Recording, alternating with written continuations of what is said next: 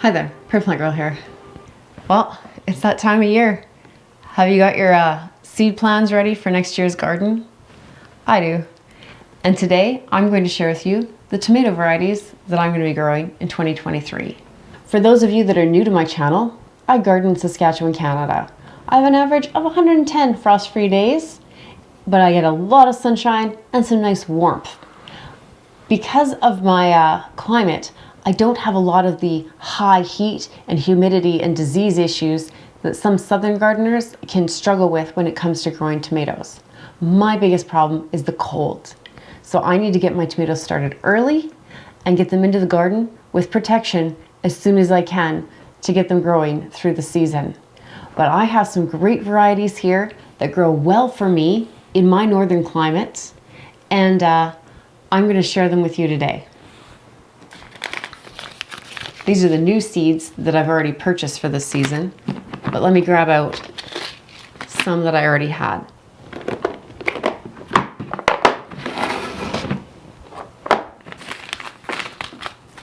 This pack here is some seeds that I won't be growing this year. These are varieties that I've grown in the past, just to try. Most of the time I'll give plants a couple of years of trying them before I decide they're duds that I don't want in my garden. And sometimes there's just something that I just didn't like and I'm just not going to grow it again. Last year I tried a lot of currant type tomatoes, and they're great tomatoes, but I just found them a little bit fussy. They're a very tiny little tomato, but they just weren't for me. I didn't feel like the flavor of any of these tomatoes was worth it to grow these huge, they're sprawling, they're crazy, viney, jungly plants. They took up a lot of room, they took a lot of upkeep, and the tomatoes, by the time they were ripe and sweet, were falling off the vines.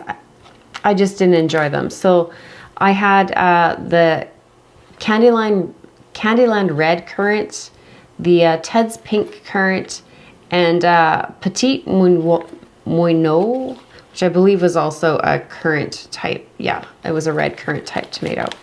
So yeah, it was a great experiment, but I did not enjoy them and I will not grow them again. I also have been on the hunt for years, as any of you that have watched my videos for any amount of years have known. I've been on the hunt for this perfect chocolate cherry tomato. I had it in my garden for years. I, for some reason, didn't save seeds the last year I had it. It was this tiny little, almost currant sized tomato. It was a red tomato. It was just this, it was called Chocolate Sprinkles. It was amazing. I've grown chocolate sprinkles from a plethora of companies with different descriptions. I have never found this tomato again. I give up. I'm not looking for it anymore. It's not worth the space in my garden. I have convinced myself that whatever that tomato was, it was one that I bought originally as a plant, and I think it was mislabeled. That's why I tried all those currant tomatoes this year, because I thought maybe it was a currant tomato. No, it wasn't a currant tomato. The way those things grow, not a chance. Another one I'm looking for, because I don't have it pulled out. Maybe I just threw the pack away because I didn't like it so much. I may have just thrown the pack away. But the other tomato that I certainly will not be growing this year is green vernissage. I received that as a free seed pack to try last year. And I thought, well, I've never grown a green tomato before. You know, one that's supposed to stay green. I thought it'd be really interesting. I had 2 plants, and I tell you, they were the most mealy, lacking flavor tomatoes I think I've possibly ever eaten in my life. Maybe it was just the growing conditions. Like I said, I normally give plants a few years, try them out. Maybe it was just the weather that year, the watering, whatever. But it just was not worth it to me. I will not grow that again. And like I said, I think I threw the seeds away because I can't even find them. That's how much I didn't like them. So those are the seeds I'm not growing. But let's look at what I am growing, because that's what we want to know, right? So I didn't even sort these yet, so hopefully this isn't too crazy of a video. But let's start with my favorite. That's not it. Here it is. Manitoba, my absolute favorite tomato. This might be the tomato that got me started on tomatoes and got me obsessed with tomatoes and tomato varieties. I love Manitoba tomatoes. They're a nice kind of medium-sized tomato. They're great for slicing into a sandwich. They're great for putting in a salad. They work good in anything, honestly. This tomato has great flavor. It has a nice texture. It's not too juicy, but it's not too dry. It has nice color. What can I say? It's just a nice tomato. And it's like, you know, if you're just one person, I'm the only one in my family that likes just a fresh tomato. So to go out and just pick a nice sized tomato and have it for in a sandwich or something, this is perfect. The Manitoba tomato will always be in my garden. Here's another pack of seeds, you know, just in case I run out. So Manitoba, you can't have too many of these things. This is a bush tomato and fairly early ripening. It was developed in Manitoba, Canada, which is right next door to me. And so it works well in my climate. So what would be my next favorite tomato? If you had asked me last year, it would have been this, the black crim. This is a great tomato. It has nice, smoky kind of flavor, those dark shoulders that you get on these black kind of tomatoes. So it's a nice, almost a reddish purple color to the main part of the tomato with these darker purple black shoulders. Gorgeous, smoky, a nice big tomato. But again, like it's juicy without being like you have juice running all over your whole counter, juicy tomato. And to me, that's important. I really, really like this tomato.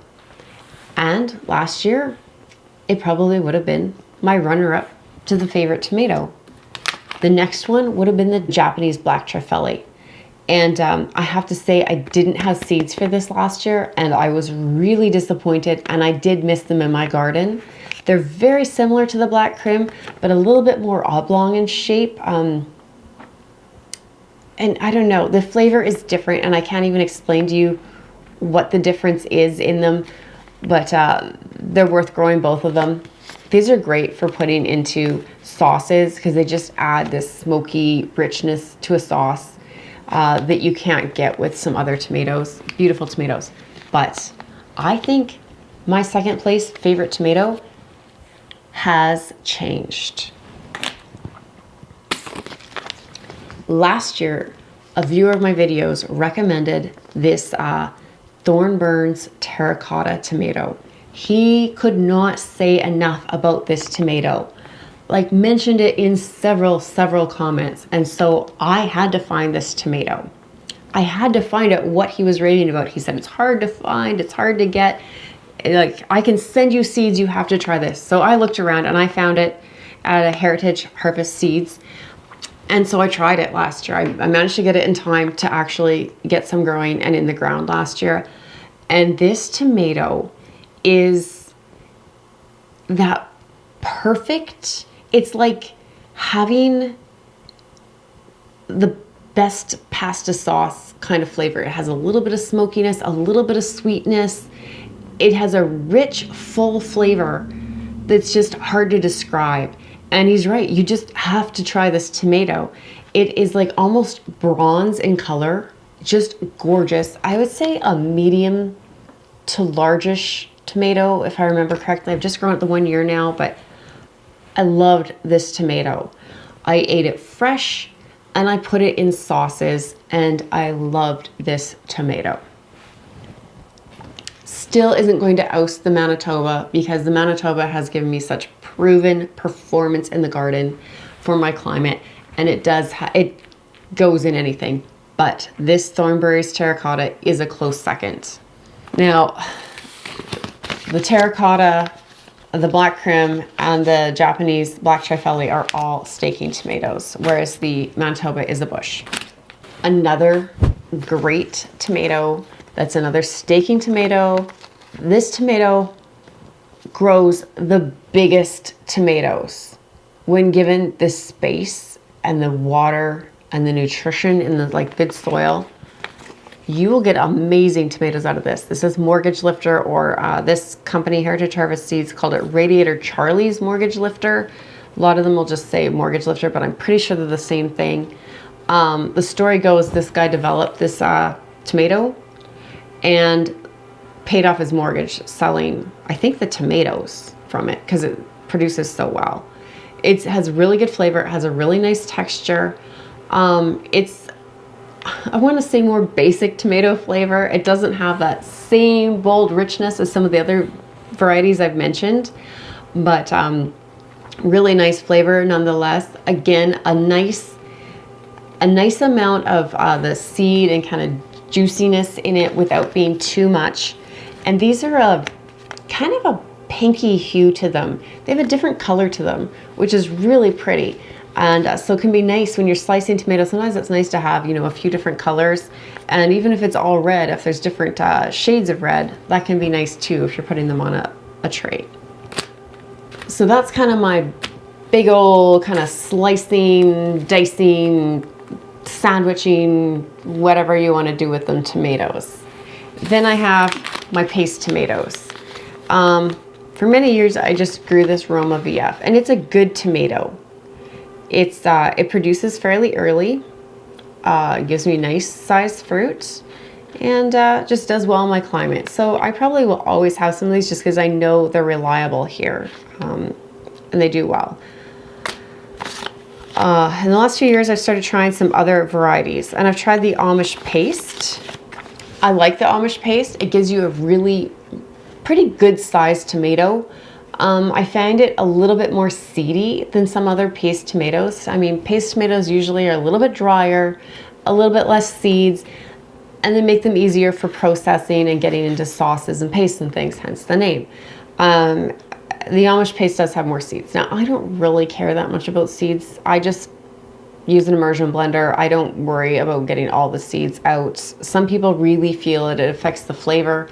So if you're really anti-seeds in your sauce tomatoes, this might not be the one for you, but it is a large tomato. And I mean, they're not very juicy because they're paste tomatoes, so they're easy to remove the seeds if you want. And then there's the Elizabeth, which I just have a few seeds left, but it's a nice paste tomato. I don't know that I'm going to continue buying seeds for this one once these are gone. There's no real problem with them. It is a fairly heavy producing plant. The tomatoes have a little bit of different coloration on them, so they're kind of nice to look at. They have kind of almost like a gold fleck to them. They're just a fairly basic paste tomato, so I'm not sure it's worth searching them out. They are only 60-day maturity, so they do mature fairly early, but they're all right, but they're nothing exciting to me. But like I said, I have seeds left, and I'm gonna grow paste tomatoes, so I'm not offended by them. I'll grow them again. And then this year, I'm gonna try, unless I'm wooed by some seed package at a store somewhere, to keep myself just down to this one cherry tomato. I like cherry tomatoes, but again, I'm the only one in my household that eats tomatoes fresh. So to have 15 varieties of cherry tomatoes is a little excessive. I really liked this hybrid, the Sweet 100. I was looking for Sun Gold, I think it's called. I was going to try those this year. I didn't find them. So if I find them, I might try them just because I've heard such great things about them. But I'm going to go with the Super Sweet 100 for sure. They were really nice red, very sweet cherry tomato. It matured, what does it say? Yeah, 65 days. Because, yeah, like it was maturing fairly early. And the plants were pretty easy to keep in check because sometimes these cherry tomatoes can get a little unruly. And really, I eat these. I eat the cherry tomatoes when I'm in the garden. And that's where I enjoy them. That's when I'm doing most of my cherry tomato eating. I do take a few in to, you know, chop into a salad or I'll cut them in half and throw them in like with some pasta and cheese and things for a nice basic dish. But most of my cherry tomatoes I'm eating in the garden, so I'm gonna try really hard to keep myself to this one variety this year. And that's my tomatoes that I'm growing this year. So, not very, doesn't seem like that many varieties. So that's like 5 kind of large slicing tomatoes, 3 paste tomatoes, and only 1 cherry tomato. I usually grow a lot more than that. Can I keep it to this amount? That's my goal. I've already drawn out my garden plan of where these plants are going. I haven't made room for other varieties, so I really, really hope I can contain myself around those seed trays, seed racks, when they start putting them out in the stores, because I don't need any more tomatoes than this. So this is what I plan to grow. So if you know someone who's a gardener who might benefit from learning about some tomato varieties, and just especially people in cold climates, and they're wondering what kind of tomatoes they can grow in a cold climate. Like I said, I grow these all outside. I might try a few in my greenhouse this year just because I have it, but I've grown these all outside. They've all done well for me outside in my climate. I'm growing zone 3B, so 110 frost-free days. So share this video with someone that you think could use it, and give it a thumbs up if you found it helpful. Put in the comments down below what your favorite tomato variety is. Do you grow more of the slicer type varieties? Are you more into the pastes and sauces? Or are you just growing a few plants of the cherry tomatoes or the pear tomatoes, or currant tomatoes? Do you think I'm completely nuts banning currant tomatoes from my garden? Put it in the comments down below. Thanks for watching, and we'll see you in the next one. Bye.